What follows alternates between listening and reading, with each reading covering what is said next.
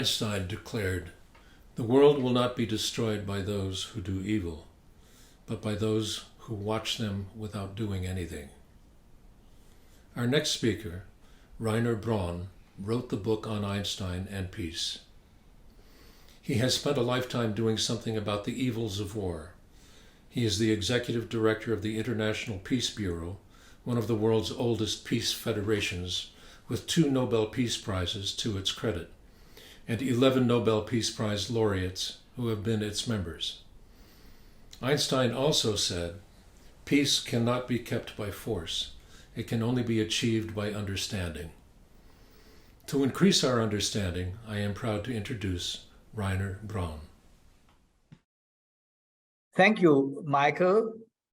It's great to be here. It's great to speak to such an important day like the International Education Peace Day. Why it is so important? You know, we are living in a world full of conflicts and wars. We are seeing day to day that people are dying. We are seeing people suffering. We are seeing the hunger in the world. We are seeing all the climate change issues. The world really is in danger. And what do we need? We need peace, peaceful conflict solutions, overcoming wars. And what is needed for that is education. We need education in general, and above all, we need education for peace. We need education in general because only educated people can help developing and save the planet. Educating people know that we have to overcome wars, that we have to solve all our environmental problems, that we have to fight for democracy and against authoritarian regimes. We need peace education because, and I'm following now the words of a Nobel laureate, Willy Brandt, who was Chancellor of Germany, who said, "Peace is not everything, but everything is nothing without peace."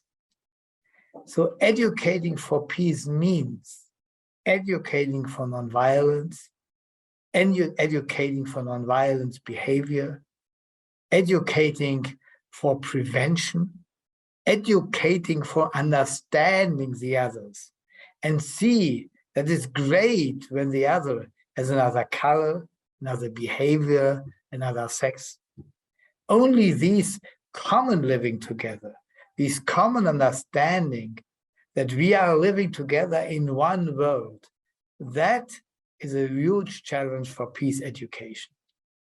And we need this peace education not only to understand the others, but also to see that the world will not work when we are not coming to another political system in the world.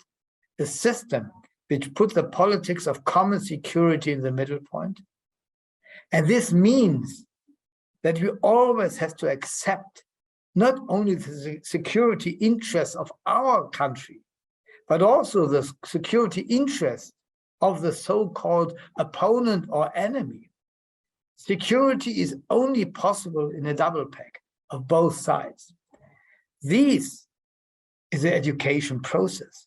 Common security, the program of Olaf Palme or the new Common Security Report of the International Trade Unions Confederation, the Olaf Palme Center and the IPB is an educational program because it's educated people, politicians, the whole world that they can live together and that there is a political background for living together. It's an education challenge and we have to face it. And peace education even means more.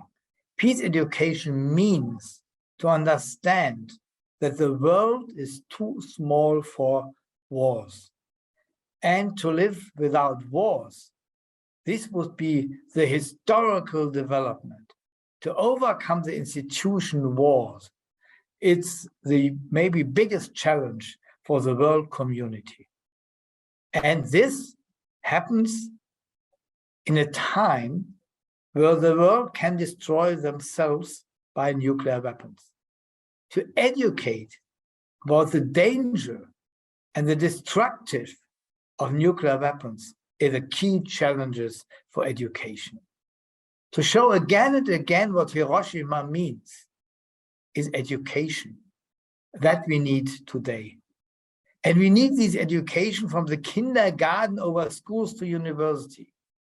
At which university, education or peace education is not only a specific program in specific parts of the university called peace research, but peace education must be a part of all trainings at university, in the physical education, in the social educations, in the chemical educations.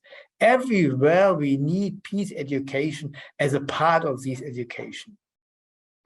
This is new.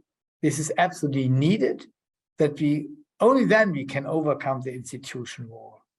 And saying this and looking at the actual picture of the world full of wars and conflicts, and I'm not speaking about the Ukrainian war. I'm above speaking about the forgotten wars, the wars in Somalia, the wars in Mozambique, the wars in Yemen. Where is Yemen a part of the education system? At schools or at the university, but it must be. Otherwise, we will not come to world peace. So my words to these days are, let us together develop more education programs, but above all, let us fight together that education is a part of the normal training at schools, at university, that every schoolgirl or schoolboy, that every student, wherever he is trained, will be confronted with peace education. Then we have a chance to save the world, to come to disarmament, to non-violent living conditions, and also to win the fight against the climate change for a more safer, disarmed, and better world. Can I ask you all who are listening to these speeches and to this important event to endorse the campaign? It is very important to be a part of this world fighting for peace education. And the endorsement of the appeal is a very, very important step, that we enlarge our forces, that we are more than in the past who are fighting for peace and for peace education. Thank you.